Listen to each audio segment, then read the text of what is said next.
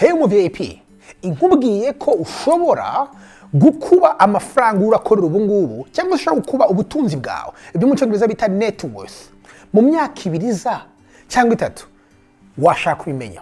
Uyu munsi turaza kuganira ibintu 3 bituma your net worth cyangwa se income ijya hejuru. Let's go.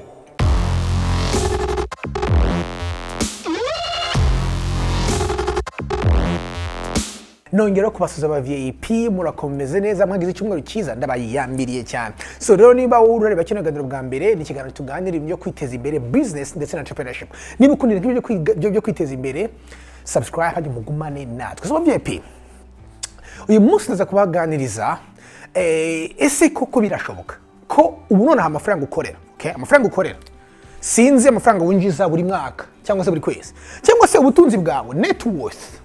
Net worth ni iki? Akenshi mukunze kumva iyo bavuga bati uyu muntu wa mbere ku isi Jeff Bezos ni wa mbere, Elon Musk ni wa kabiri, nuza no wakangaye barebye ikintu cyitwa net worth.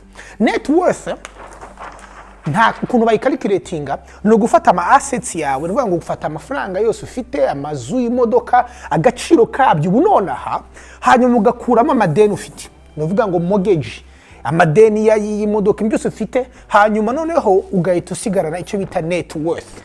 Iyi net worth rero niyo ndiho ndavuga. Iyo net worth ubutunzi bwawe cyangwa se income yawe birashoboka ko wabikuba 2 cyangwa se 3. So inkuru iratangira hano hantu. Sinzi bagiye muri 2016 2016 hashize exactly imyaka 5 ndaganira n'umwe mu mentor banje hanga n'umugabo ufite imyaka 83 nkunda cyane igihe ibintu byose nzi kuri real estate.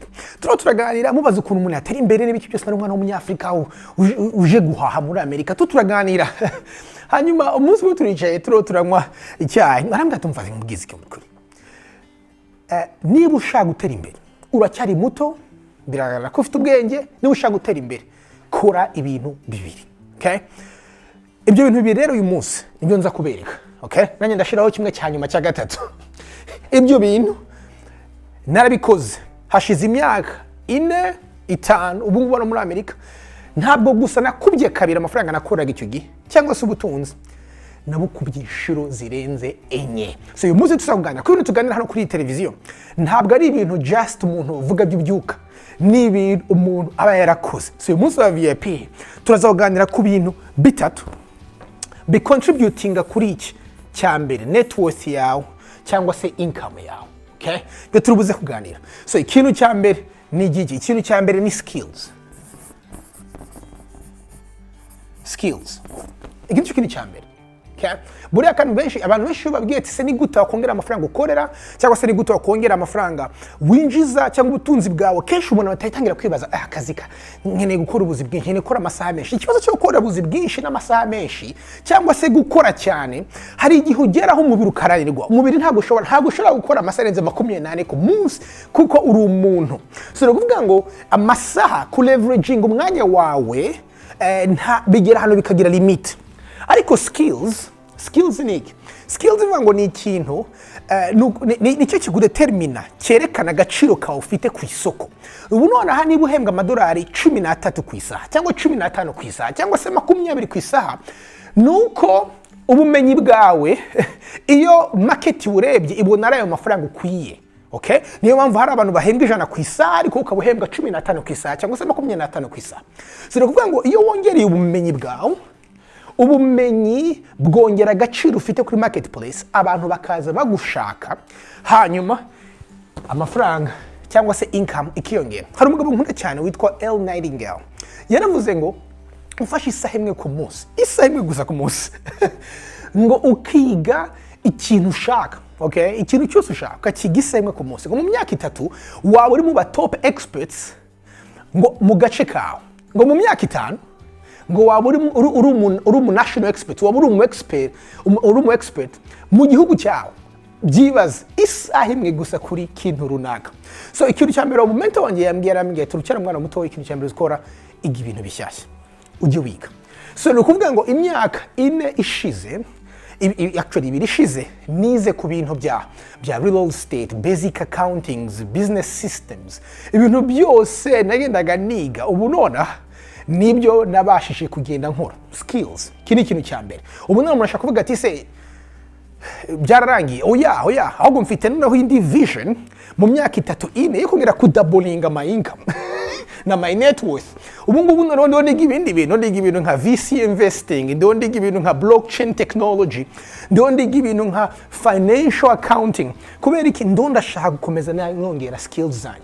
Ubu ngubu urugero umugaye wanjye yitwa Joran Firma karakora editing, iyi ni skill afite, ni skill izatuma market imushaka aho ari hose. Ba VIP ni mwongere skills mufite, mushakisha udu skills niba ushaka gutera imbere, just skills. Kandi mfite video nyinshi nakoze kukuntu ushobora kwiga udu skills utandukanye mu gihe gitoya no ku mafaranga make, ndetse skills nyinshi zirahari kubona.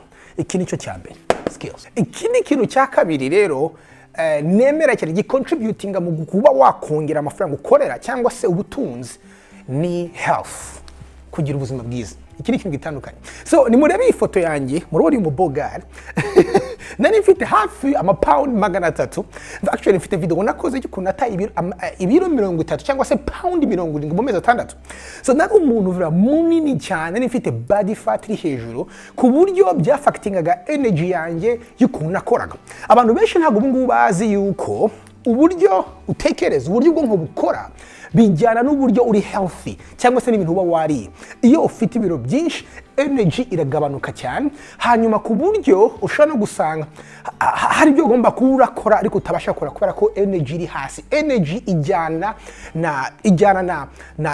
ijya hasi iyo fat ufite mu mubiri ziri hejuru. Iki ni ikintu abantu benshi batazi, nuko noneho kubaho mu buryo buri healthy. Exercise njye si ukubabeshya, kubabwiza ukuri, ngomba kwirukanka buri munsi cyangwa se nkakoresha cardio 30 minutes buri munsi cyangwa 25. Iyo maze kwirukanka nkaza nkafata douche, umutwe wanjye urafunguka, ngira mental stamina. Kandi iki ni ikintu kiri proven yo kugira mental stamina yo kwiga ibintu bishyashya, kumva urashaka kwikumvura birashoboka. Natangiye gusoma cyane, gukora muri research cyane, ariko ntangiye kuzaya nkora cardio. So ibi ni ibintu bijyana, abantu benshi ntago bazi yuko health irajyana nayo mu kuntu ushobora kongera gukora amafaranga cyangwa kuba net worth yawe, kubera ko ugira stamina, ugira energy, ugira imbaraga zo kuba wakwiga no gukora ibintu bishyashya. Ntarabangiza rero ya nkuru ya momenta wanjye turaganira. Ikintu cya kabiri yarambwiye ati uracyari umwana, uzakora ibintu bibiri, uzige ikintu buri munsi, ubuku umuntu ukunda kwigunda gusoma, hanyuma cya kabiri ugire abantu beza mu buzima bwawe, the right people. Iki nicyo kintu cya kane. Kintu cya kane ni ukuvuga ngo ikindi kintu gicontributing muri net worth yawe abantu. Ibi bishatse kuvuga iki? Bishatse kuvuga reba VIP, reba abantu bari mu buzima bwawe, okay? Reba abo nakwita abantu bari very close to you, aba friends bawe, aba advisors bawe. Ese harimo abantu bakurusha ibintu, harimo aba experts muri fields runaka. Niwicara ugasanga abantu bose, okay, mugendana inshuti zawe 10 za mbere, 15 za mbere, abantu muganira muvugana bose muri kuri level imwe cyangwa barusha ubwenge, gukomeza kuzamura income ya net worth bizahagarara, bizaba stagnant. Ariko nureba ugasanga mfite Karoli ni umu expert muri real estate, mfite Ntuza ni umuloya mu bintu bya Ntuza bya taxes, mfite na Joel ni umuntu ushobora kumfasha mu bintu bya marketing. So nuvuga ngo niba ufite aba experts bishte zawe bari close to you, kuvuga ngo ubwenge bwabo burakuzamura, bikazamura na skills, bikazamura hanyuma byose uko ari bikazamura your net worth na your income. Niyo mpamvu nshaka kugira abantu bakiri bato baje muri bihugu bakiri batoya cyangwa se n'abari muri Afrika bakiri batoya, ni mwubaka abantu bari ruhande rwanyu. Nubona umuntu w'umuhanga, abantu b'aba expert, mwakwigiraho ibintu, abo ni abantu bo kwegera mukigiraho ibintu bikomeye. So here's the thing about VIP. Ntabwo mvuga ibintu ngiye nakora buri mwaka, buri myaka 2 mba mfite target y'abantu ngomba kufocusingamo. Muri 2021 igitangira natangiye kujya mu bintu by'ubuyobozi hano mu karere kanjye ndimo. Ndi muri committee y'abantu bashinzwe economic transformation mu karere kanjye ka Urban Lewiston hano muri Amerika. No, ndimo hari nicana abo bantu, aba n'aba CEO bakomeye mu company akomeye mu banks, nicana abo nabo nkareba muri bose nkasanga ni ngewe muswa urimo. Hari gihe bavuga ibitekerezo n'iki kibangeraho avuga ni wana ndumva byose nabivuze kubera yuko bandusha ubwenge nta kintu bamfite navuga. So ni ukuvuga ngo nkunda kuba ahantu mu bantu bandusha ubwenge, abantu bampushinga, abantu numva ari aha niba ntafite icyo kuvuga reka nkomeze tuve muri ibyo bintu by'iwacu kumva ngo urashagana na baba urusha ubwenge. Harimo abantu bakunda kubana n'abantu barusha ubwenge ukumva ari sawa, ariko nubana nabo ntuzastretchinga. So ba muri icyo kintu. So buri munsi ngiye mfite umu CPA wanjye, mfite umu lawyer wanjye, twicarana nkamugurira lunch tukaganira, nkamubaza ibibazo kuri taxes, nkamubaza ibibazo kuri accounting, nkamubaza ibibazo ku mategeko kugira ngo banyigishe. Ibi ni ibintu bikomeye VIP. Ugomba kugira aba advisors, aba mentors, aba friends bafite byibuze ibintu bakurusha. So ibi bintu bitatu rero bizamura your net worth na your income. Nukora kuri skills zawe, ugakora ku buzima bwawe, hanyuma ugakora no ku bantu kuri ruhande, byanze bikunze, absolutely byanze bikunze, uzongera net worth yawe, uzongera na income yawe.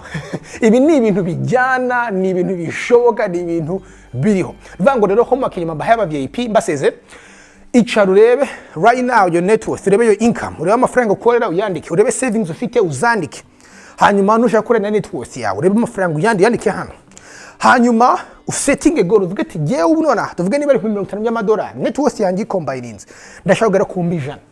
Hanyuma noneho uza hano ku ma skills yawe urebe niba ufite skills, okay, ufite DSP cyangwa se ufite ukora uri sales representative, ushire ikintu ukorera hano, amavuga uti ndashaka kwiga izindi skills z'ibintu, hanyuma wicara ubuzima bwawe urebe uti sasa mfite ngomba gutwika zino pounds 10-15 zigomba kugiva hasi. Hanyuma urebe n'abantu ufite, urebe se bangaye abantu babiri bangaye mu buzima bwanjye bashaka kubandusha ibintu, fit our experts. Ni wicara ukikorera inuzu ukayireba, uzahita ubona neza which quadrant ugomba guhindura, hanyuma setting goals, hanyuma utangire working on it, ubikoreho mu VIP. Ndakwizeza ukuri ibi ni foundation yo gukuba inshuro ebyiri income yawe na net worth yawe. VIP ndabakunda cyane, ariko sinarangiza ntababwiye yuko niba wagize ikintu kura na gito muri video, please ma like kubera yuko bifasha iyi video kuba yagera ku bandi bantu benshi bakeneye ibintu nk'ibi by'ubwenge. Hanyuma rero ikindi kintu nacyo ni umu financial coach, wadusura kuri www.gaelkarumba.com ugasikanya iminota 15 niba ushaka umuntu w'umu coach cyangwa se w'umu mentor muri real estate no muri business cyangwa se muri finance, muri financial health. So nibango rero ba VIP ndabakunda cyane, naho ubutaha, bye bye, God bless.